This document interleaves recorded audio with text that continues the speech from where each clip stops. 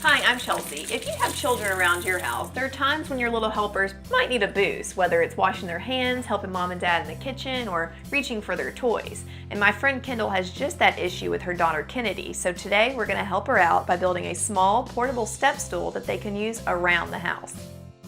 To create this stool, you'll need a 1x12 cut to 32 inches, a 1x8 cut to 30 inches, a 1x2 cut to 50 inches, a pencil, a speed square, and a tape measure, as well as a straight edge. Here we're going to use a level.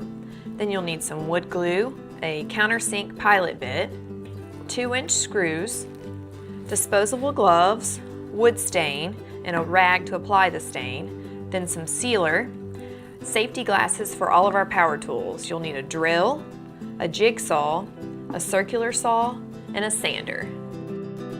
The first thing we need to do is sand this down so that we can stain it before we put it together. Okay. So here is our special sander. If you wanna, don't back away. If you push this, see this slides right out, and I'll give you the sander. All right, so you just switch them out. Yeah. The most critical step when finishing wood furniture happens before you apply any paint or stain. A thorough sanding really separates an acceptable finish from a professional one. That is a big improvement to the type of sanding that I'm used to. What do you usually use? Just a piece of paper? Yep. Yeah. Yeah, that's a big improvement. All right, so we just need to dust it off and then we can stain it. We're using a darker stain to contrast her daughter Kennedy's bright bathroom.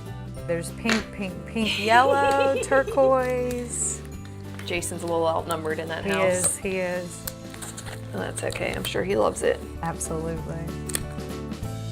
Since we're using oak, which is a dense wood, we don't need to use a wood conditioner. However, if you were using something with a soft, open grain like pine or poplar, you would want to prepare the wood with a pre-stain conditioner first. Otherwise, you'd end up with a blotchy finish. We have a stool at the house that Kennedy uses right now, but it's also a stool that I have to use to get to a lot of things. So Now it you will can be each nice have to, one. yes, it will be nice to get my stool back. Staining is a really simple process. You just wipe it on with a rag and then wipe off the excess. It immediately sets into the grain of the wood. It's important not to let it sit on the wood too long before wiping over it, otherwise you can create dark, uneven spots. Keep your stain handy. We'll have a few touch-ups later. Does she like to play in the kitchen yet? Or? She loves to help me in the kitchen. It'd be great to have something for her to be able to stand up. Now I'd sit her on the side with me to help out a little bit, and she does a great job, but for her to have her own little special place, I'm sure she will enjoy. Really cool. As long as it doesn't help her get into things she doesn't need to be in. Right, there's no way of escaping that. Yeah, I guess that's true. I really had no idea this was so easy. Once the stain has had the proper amount of time to dry, it's time to start cutting. So this is what we're gonna put together. What do you think? I like it. It's perfect. Kennedy loves to climb. She loves to. It's something that she can actually step up great. on, and she can help me out with. This one's painted, so ours is stained. Well, and I can put that anywhere in the house. We'll so start cute, with though. the side pieces, which I drew. Okay. So we'll cut our 1x12 in half, and then we'll draw this on there. Well, I'm sure glad you're here to help me with putting that on that there. We're cutting the 1x12 directly in half. Measure 16 inches from each side and use a straight edge to guide your mark. So am I doing the holding or the cutting? I'll gladly be a holder. What about a cutter? I'll gladly be a cutter. Yeah, let's give it a try. We're using a speed square to guide our circular saw. This will ensure that our cuts are perfectly straight. There we go. Great job. Thanks. Next, we'll lay out the design for the legs. We're creating 2 vertical angles on each side. These angles will start at 1 inch from the top corners and end flush at the bottom corners. Now mark the center height of each side. In this case, center is at 6 inches. This mark represents the base for the first step of the stool. Following that, mark the horizontal center, which will land on the 8-inch mark.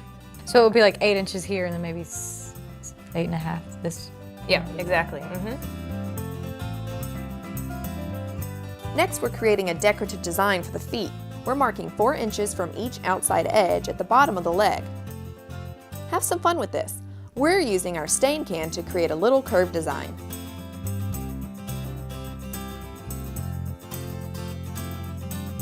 Once our pattern for the first leg is complete, it's time to cut it out. We're using a circular saw for the long cuts and a jigsaw to finish up the inside cuts.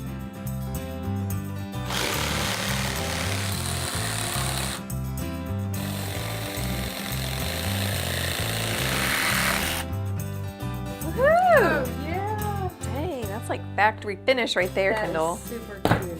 All right, so now we have our template for the second piece. So we'll just lay it on here and trace it. Oh, this part I'm good at.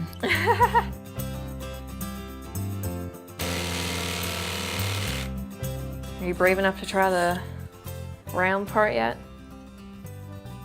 You're just so good at it. You are really good at holding it down. That's part of Thank using a you. jigsaw, Thank is having a steady surface.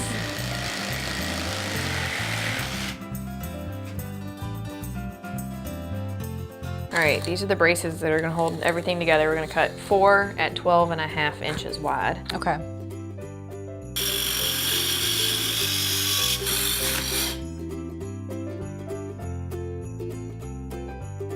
This is gonna be the treads for our stool.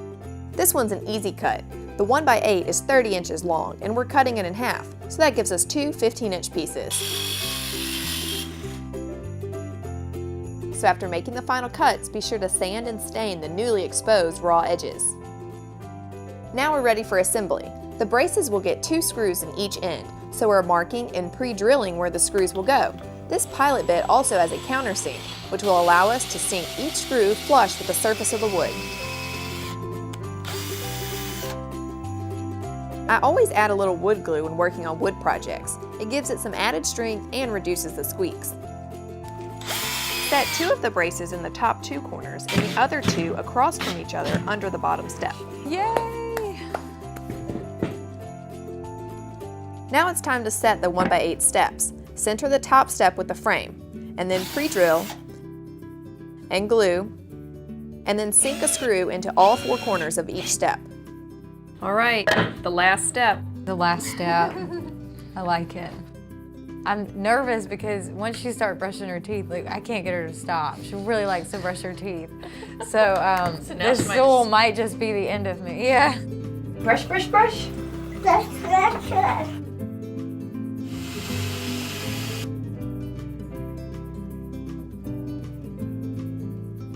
Stain raises the grain of the wood, giving it an etchy feel, so you definitely want to sand before sealing. We used a 220 grit sandpaper and lightly ran over the surface of the step stool by hand. All right, so everything's put together, so now we need to put the sealer on. So we'll start underneath first. And I had this special 3-in-1 polyurethane. Normally you'd have to do 3 coats, but this one is 3 coats in one. Oh, that's So, how I like to do it right save there. us a few steps.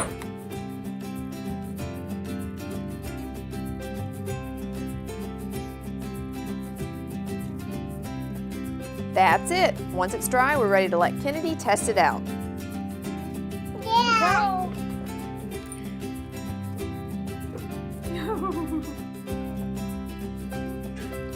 Good job. All right, let's turn on the water.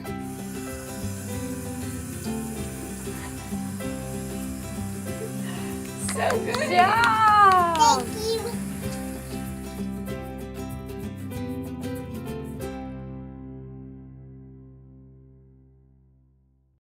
I've got so many projects to share with you, so be sure to subscribe so you don't miss my next episode.